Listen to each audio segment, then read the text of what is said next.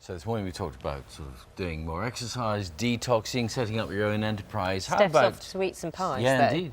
How about the simple idea of sitting around and simply doing nothing? We're quite good at it. We like that. More technically, what we're talking about is called mindfulness meditation, and people who do it believe that it makes their brains healthier and fitter.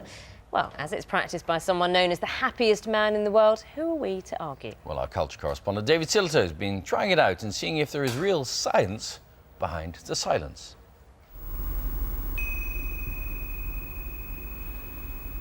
Just taking whatever time you need to settle. Meet Michael Chaskelson, a man who's been teaching me to sit, close my eyes, be less stressed. And if your mind wanders off dozens of times, that's fine. It's just what minds do. It's called mindfulness meditation, a form of mind training that helps us worry less and live in the present moment. And it's claimed there's real science behind it. We can be pretty certain, after 6 large-scale randomized control trials, that mindfulness training of the sort very similar to the program we did will more than halve the rate of relapse in cases of relapsing depression, for example.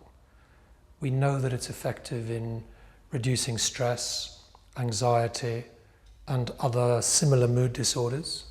You might think, why did I feel so good? And if you want evidence, meet Matthew Ricard, a Buddhist monk who's been called the happiest man in the world. I try to make so many disclaimers, no one believes me. He is a little embarrassed. It was a phrase dreamt up for a newspaper headline, but there is some science behind it. When neuroscientists looked at his brain and activity in the area associated with positive thoughts, openness, compassion, happiness, the readings were off the scale. There's an activation of some areas of the brain that has to do with positive affect that were activated in a way that was so far unreported in neuroscience in terms of in the gamma waves, in the gamma sort of oscillations. And so it was remarkable. And he says just 8 weeks of meditation can make a difference. So I decided to give it a go alongside someone I've known for many years who has real stress to deal with. Fiona has the condition lupus, and each day is painful. At the moment it hurts in my lower back, my neck, my left shoulder, right knee, both feet, and my hands are a bit sore. Mindfulness teaches you to practice shifting attention, develop a little of what Matthew has when it comes to things such as anger. It's quite many years that I haven't got really red in the face. It's been years since you got really angry. Possibly, well, you know, maybe once I was with Paul Ekman, one of the world specialists on emotion, and he asked me, and I said, maybe, I remember one case about 25 years ago. 25 years, 50,000 hours of meditation. We were hoping to see improvements with just 30 minutes a day and using a brain scanner to test the results. And those you'll see tomorrow. David Sillito, BBC News. Yes, 25 years since he remembers being angry. 25 minutes. 25 seconds, more like. We'll find out if there's evidence to support the claims in those results that we get from David Sillito tomorrow. Now, this is a time of year when many people are focused on looking after their bodies better, of course. Perhaps, though, the mind should also receive similar attention. In a moment, we're speaking to Dr Danny Penman, who's author of Mindfulness, a practical guide to finding peace in a frantic world. And also to our culture correspondent, David Sillito. You remember yesterday, the first part of David's series on mindfulness meditation, now part 2, in which he asks if mind over matter really can help improve pain and deal with anxiety and depression. Sit, breathe, watch your thoughts. 8 weeks of daily practice of something called mindfulness meditation had come to an end. The object was to see if it reduced stress, or in Fiona's case, chronic pain caused by the condition lupus. So, had it? All I know is that if I do a meditation practice and I'm in a lot of pain, it's not that the pain goes away, it's that it becomes more manageable and it's sort of put in its place. It can be dealt with. I, though, wanted to look a little deeper, and so we went to a neuroscientist. Can you please keep your eyes closed and allow your mind to wander, okay? Elena Antonova at the Institute of Psychiatry wired us up in an MRI scanner. She asked us to let our minds wander normally, and then to meditate. The images are open to argument, but Elena says the results back up Fiona's experiences. On the left, you can see the area in the yellow circle, the response areas created by pain. On the right-hand side, they'd calmed down. So this sort of shows the, to my mind when I practice it, it's not that the pain goes, but I can almost take it down a few notches, and that's physically showing that. It seems to be consistent with your experience. Oh, wow. Gosh, that's amazing. But what about me? When I meditated, an area at the front of my brain became less active, an area associated with self-centeredness, the ego. The me bit has disappeared. The me bit is definitely relaxed. Well, I probably wouldn't say completely disappeared, because just remember we're looking at the comparative state. So did she see this pattern in anyone else? But definitely the activity have shifted to the posterior bit of the brain from the frontal lobe, and that's generally, you know, the posterior activation are seen in Franciscan nuns, for example, or Tibetan monks during meditation. A Franciscan nun. I wasn't expecting that. But Fiona's findings were worth further investigation. We sent them to an independent pain researcher at another university who said something had calmed the pain network. And when Fiona says she feels less pain or is less troubled by the pain, this is backed it up. That's right, yes, I would say so. This is quite clear from her images. I knew what it was doing, and I use it all the time, and it helps me with my pain. But there is something very powerful about knowing there is physical, objective proof that it's working.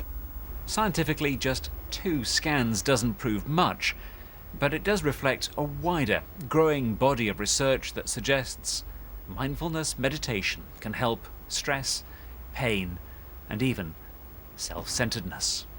David Sillito, BBC News. He's a changed man, you know. He really is. Hello, David. Nice to see you back on the sofa. Dr Danny Penman joins us as well. Hello. Hello. Welcome to the programme. But David, you are a changed man since we've known you. I don't know whether I'm a changed man, Yes, but you are. I have definitely decided to carry on with this. I don't quite know what's going on, but at certain desperate moments over the last 6 months when I thought everything was falling apart, as it does in everyday life, I have these little tools that I'd never had before. And now suddenly I have a different relationship with my head, which I never thought. I'm in my 40s, and suddenly I realised that my head is just full of random thoughts, and that they come and they go. And I actually thought, I just didn't know that before. It's fascinating, absolutely fascinating. And then to actually be able to see your brain in an MRI scanner, and then realise that you're told this. What do I know? But the scientists said that's the area we believe is to do with self, you thinking about yourself all the time. That bit's, you know, how am I doing? How does this relate to me? And you've calmed it right down, and it feels great. Well, Danny, can we all have like David, the serenity of a Franciscan nun? Yes, it's you know, you just need to do 10 to 20 minutes per day of mindfulness meditation, and very quickly, within a matter of days and certainly over weeks, your mind will become incredibly calm. You will be able to cope with the hustle and bustle of the daily world far more easily. How do you do that, though? I've tried meditating before, and perhaps I'm not doing it correctly, but so many things pop in. If you try to have an empty mind, so many things pop into it that you think need doing. And it feels like a bit of a waste of time sitting there when you could be putting another wash on, fixing supper, you know, tidying the lounge, getting stuff sorted. And it's all those things that cram into your head. But this is entirely normal. You know, the mind is designed to think. So it's hardly surprising when you close your eyes that it chases off like a greyhound after a hare. So the important thing is to accept that your mind just behaves that way. And mindfulness meditation is really the acceptance of that and watching the way your mind behaves. And when you become aware of how your mind really works, it starts to calm down. You become less stressed and less anxious. It's quite an extraordinary process. Did you take much convincing, David, when you started? Did you have a sort of journalist's cynicism? I think I was totally phobic about beards, sandals, incense, and anything sort of to do with Eastern mysticism. It just wasn't my cup of tea. But when I was sitting down chatting to someone who said, well, we're working with the US Marines, and you go, oh, hang on a sec, this is a different ballpark altogether. And you talk to neuroscientists, they're interested in what's going on there. And I think there seems to be, as far as I understand it, you talk about putting the wash on, talk about sorting all these things out. My head's full of this all the time, but I'm not actually doing it. I'm sitting there worrying about it. But if you get used to, every now and again, just bringing yourself back up to actually what is happening, it's quite nice. It's quite a nice feeling out in the moment.